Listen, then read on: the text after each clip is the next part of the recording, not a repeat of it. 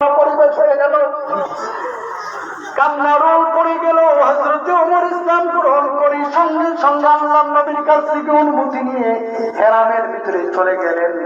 সাহাবায়ে ইকরামকে নিয়ে জোরসে তাকবীর দিলেন, উচ্চ কণ্ঠে তাকবীর দেওয়ার পরে প্রকাশ্যে নামাজ পড়ে এবার ডাক দিয়ে বললেন, আমি ওমর ইসলাম গ্রহণ করেছি, কে চাও তার মাকে একটি মাকে সন্তান হারা করতে, সন্তানকে ইতিম করতে, স্ত্রীকে বিধবা করতে আসো, আমি ওমরের সাথে মোকাবেলা করো।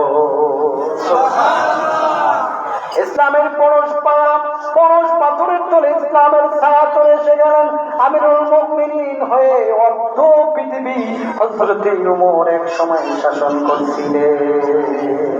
এজন্য কবি বলছিলেন, সকালবেলা ওমর ছিলেন জাহান্নামের কিনারায়, ইসলাম কবুল করে উঠলেন জান্নাতের ওই মিনারায়। আল্লাহু আকবার। নামাজ যারা পড়বে, পর্দা যারা করবে, ইসলাম যারা মানবে, শরিয়া যারা মানবে, দ্বীন যারা মানবে, জান্নাতের উচ্চ মাকামে চলে যাবে। তাদের স্তর হবে উপরে, তাদের স্তর হবে উপরে। আর যারা নামাজ পড়বে না, পর্দা করবে না, দ্বীন ইসলাম মানবে না, প্রকৃত পক্ষে দেখতে মানুষ হলো, আল্লাহ বলেন এরা আসলে মানুষ না। আমি সব কিছু তাদেরকে দেওয়ার পরও এরা যখন আমার দ্বীন ইসলাম আমার পরিচয় পায় নাই, আমার পরিচয় যারা পায় নাই, এরা আসলে মানুষই হইতে পারে না, চতুষ্পর জন্তু। উলাইকা কালানাম বাল হুম আদাল উলাইকা হুমুল গাফিলুন। এরা হচ্ছে চতুষ্পর জন্তু, বরং চতুষ্পর জন্তুর চাইতেও খারাপ, এর চাইতেও খারাপ। এরা কাফেরদের অন্তর্ভুক্ত। বলে কেন? বলে আশরাফুল মাখলুকাত হিসেবে আমি এদেরকে সৃষ্টি করলাম, এদের জন্য আমি সমস্ত প্রয়োজন করে আমার সমস্ত কুলকান এদের প্রয়োজন করলাম। আসমানের সূর্য, আকাশের তারকা, আকাশের চাঁদ, সমুদ্র, পাহাড়, পর্বত শুধুই মানুষের জন্য করলাম। ওদেরকে আমার ইবাদত করার জন্য বানাইলাম। ওরা সব করার পরও, চিন্তা জ্ঞান বুদ্ধি সব ঠিক থাকার পরও যখন ওরা আমাকে মানে নাই, ওরা মানুষ না, ওরা চতুষ্পর জন্তু।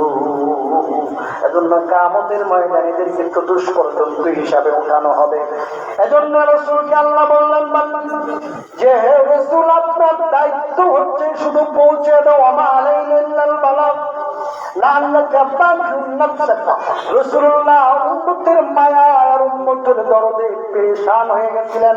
আল্লাহ তাআলা তখন বলছিলেন, নবী আপনি দেখি এমন বেশি পেরেশান হয়েছেন যে মানুষদের পিছনে দৌড়াইতে দৌড়াইতে নিজেকে ধ্বংস করে দিবেন। আমি যাকে হেদায়েত দেব তাকে কেউ গোমরাহ করতে পারবে না, আর আমি যাকে গোমরাহ করব তাকে কেউ হেদায়েত দিতে পারবে না।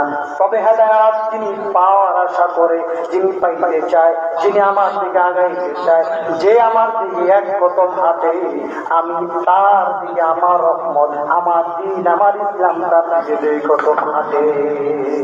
আর যে আমার দিকে হাঁটতে থাকে, আমার রহমত তার দিকে দৌড়াইতে থাকে। এজন্য আযান হওয়ার পরে যে মনকে স্থির করে নামাজের দিকে এক কদম অগ্রসর হয়, আল্লাহর রহমত তার দিকে দুই কদম অগ্রসর হয়।